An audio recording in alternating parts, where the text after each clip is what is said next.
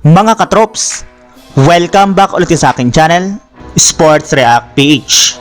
At ngayon nga ay pag-uusapan natin ang balitang tinakot na nga po na Draymond Green ang kanyang mga teammates sa Golden State Warriors.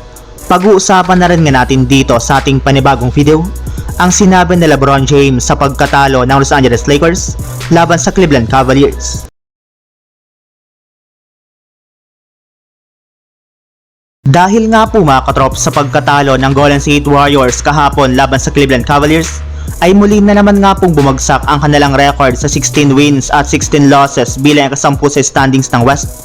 At kapag nagpatuloy pa nga po ang kanilang pagkatalo ay di nga po malabo na mahulog na naman sila sa ika-11 pwesto. Literal rin naman nga po na sobrang mahihirapan ng Warriors ngayon na makakuha ng panalo dahil 4 na beses pa lang naman nga po silang nanalo sa kanilang huling 17 laro. Kaya nag-iisang paraan na lamang nga po para maisaayos muli ang kanilang team ay sa pamamagitan ng isang trade. Tinawag na nga po mismo ni Stephen Curry ang kasalukuyang team ngayon ng Warriors na very mid o very average kung saan imposible nga po talaga sila makapag-compete sa ibang mas malalakas na contender. Nagbabala na rin naman nga po si Draymond Green sa kanyang mga teammates matapos nga po nitong sabihin sa kanyang interview sa media na kailangan na nga po nila ngayong manalo sa kanilang mga susunod na game dahil kung hindi ay malaki nga po ang posibilidad na lahat ng mga players ng Golden State Warriors ay mai-trade as soon as possible bago pa man sumapit ang trade deadline. Samantala, tuon na naman tayo sa ating sunod na pag-uusapan sa sinabi ni LeBron James sa pagkatalo ng Los Angeles Lakers laban sa Cleveland Cavaliers.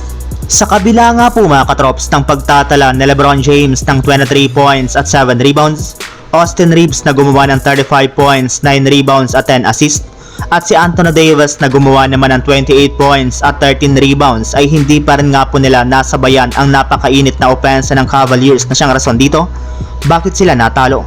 At dahil nga po sa kanilang pagkatalo ay bumagsak na nga po sa 18 wins at 14 losses ang kanilang record bilang 7 seed pa rin sa standings ng Western Conference. At sa pagtatapos nga po ng kanilang laban ay mismong si LeBron na nga po nagsabi na maganda na nga po sana ang pinakitang performance ng kanilang team lalo na ang kanyang teammate na si Austin Reeves na nagkakaroon na nga po ngayon ng career year. Kahit rin nga po mga katrops kulang ng practice sa kanilang team ang kanilang mga bagong manlalaro na sina Dorian Finney-Smith at Shake Milton ay nakapag-ambag pa rin nga po ito sa kanilang kupunan. Sadyang tama nga po ang kanyang hinala na kahit nakagawa na sila ng trade ay marami para naman nga po silang mga bagay na dapat mapa-improve sa kanilang mga susunod na game kung gusto man nga po nilang manalo laban sa mga malalakas na kupunan sa NBA. So yun lang mga katrops, ang handog kong story ngayong araw.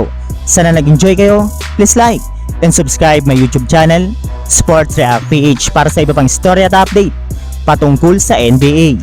Kita-kits muli sa ating susunod na video.